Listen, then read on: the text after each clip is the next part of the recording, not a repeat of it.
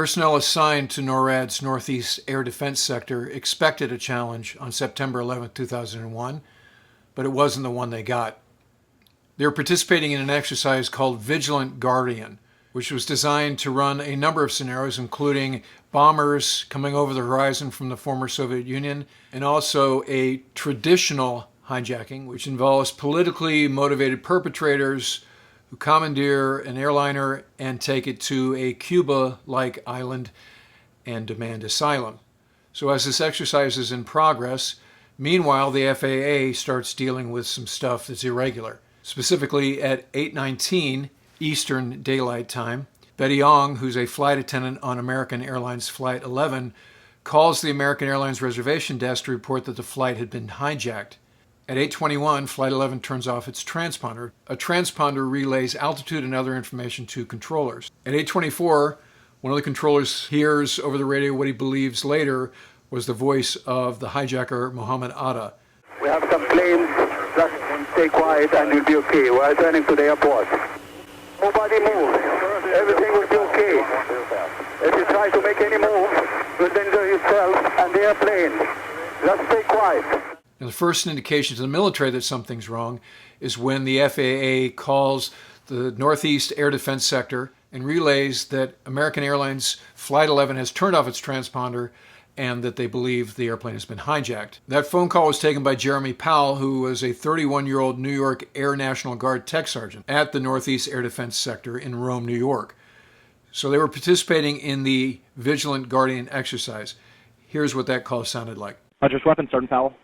Hi, Boston Center, Team U. We have a problem here. We have a hijacked aircraft headed towards New York, and we need you guys to, we need someone to scramble some F-16s or something up there to help us out. Is this real world or exercise? No, this is not an exercise, not a test. Okay, hey, hold on one second, okay? So based on that call, the 101st Fighter Squadron, flying F-15s out of Otis Air National Guard Base, are ordered to battle stations. So the alert pilots, Lieutenant Colonel Tim Duffy and Major Daniel Nasty Nash, put on their flight gear, jump in the duty vans, and drive across the field to where the alert F-15 Eagles are parked. They get in the cockpit and wait for the word to launch. At 8:46 a.m. Eastern Daylight Time, American Airlines Flight 11 hits the North Tower of the World Trade Center. At the same time, the two F-15s at Otis Air Force Base at battle stations are ordered to launch to intercept Flight 11 that has just hit the North Tower. That order sounded like this. This is Huntress with an active air defense scramble for Panda 4546, time 1246. Authenticate Delta X-ray. Scramble immediately, Panda 4546, heading 280, flight level 290. Contact Huntress on frequency 228.9er, backup 364.2. So it takes a few minutes to start an F-15, and they don't get airborne until 8:53 Eastern Daylight Time. And when they do, they don't fly directly to Manhattan. They are vectored by New York Center controllers east of the city about 100 miles, where they are told to just hold because air traffic controllers are confused and they really don't want any more traffic over the city at that time. At 9:03, United Flight 175 crashes into the South Tower of the World Trade Center. At the same time, the FAA notifies the Northeast Air Defense Sector Command about the potential that Flight 175 had been hijacked as well. So you can see we have a lot of confusion here, and there's a time lag between what the FAA knows and what's relayed to the Northeast Air Defense Sector. Now, on September 11, 2001, there are only two bases on the East Coast that NORAD has airplanes on alert status. I think sometimes we have this conception that the entire U.S. military can be brought to bear in times of national crisis.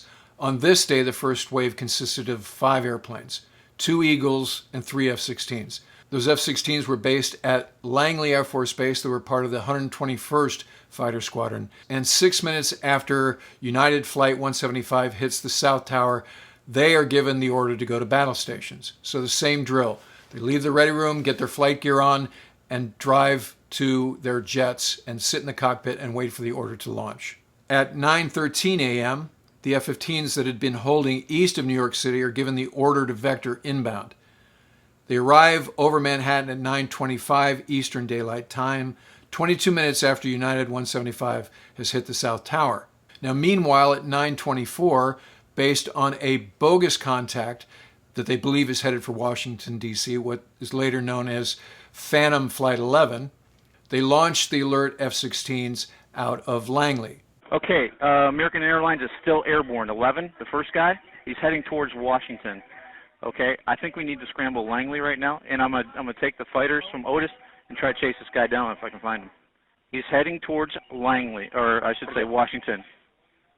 American 11, the original guy, he's still airborne. Foxy, scramble Langley, head him towards the Washington area. So those 3 F-16s launch, 2 with Sidewinders and guns, 1 with guns only, and they are unbriefed about what their mission is. They have no idea what they're doing. So they wind up holding 150 miles east of Washington, D.C., over the Atlantic Ocean. At 9:38 a.m. Eastern Daylight Time, American Airlines Flight 77 hits the west side of the Pentagon. The pilot of American Airlines Flight 77 was Chick Burlingame, Naval Academy Class 71, fighter pilot who flew F-4s, and a Top Gun graduate. The Langley F-16s are over 100 miles away at the time. Now, there's a C-130 over D.C., and that airplane is the first to report to Reagan National Airport Tower that the Pentagon has been hit. At 9:43 a.m., the F-16s that are well east of Washington, D.C. are vectored over the city.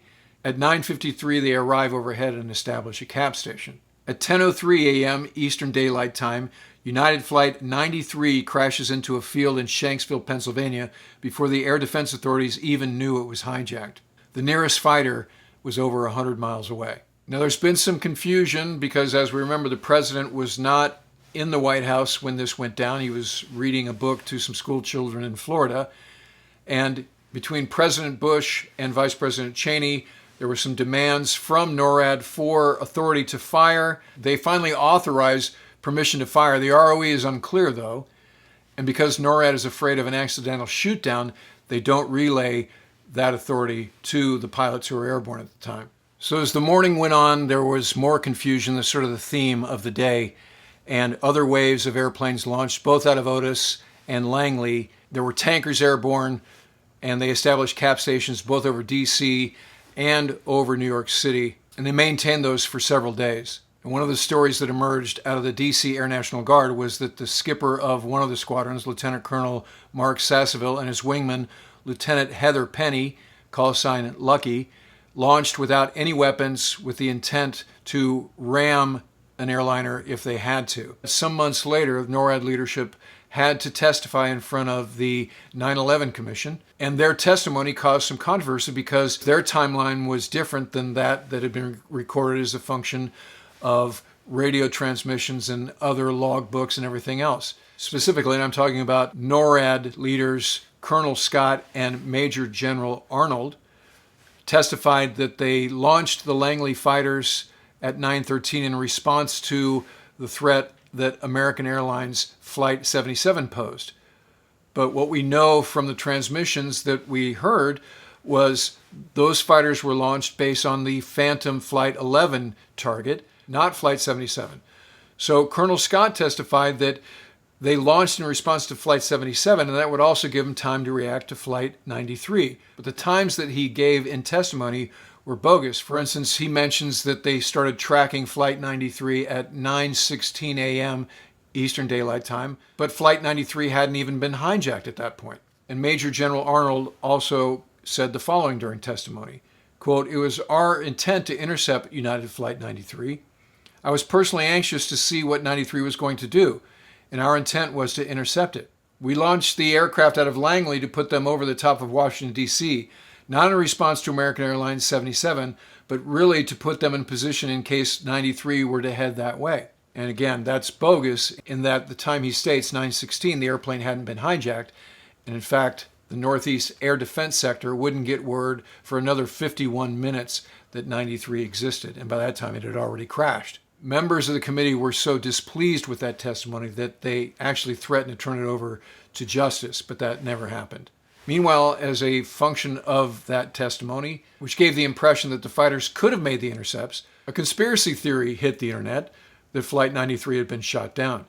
Now, the elements of this theory were that a mysterious white airplane was seen in the vicinity of Flight 93 as it was coming down. The second was that one of the engines was found a considerable distance from the crash site, which would be consistent with damage following a heat-seeking missile hitting the airplane. And the third element of the conspiracy theory was that bodies were found in Indian Lake, which is 6 miles away from the crash site. Now, although all three of these theories have been factually disproven, it doesn't stop them from being proliferated on the internet, of course.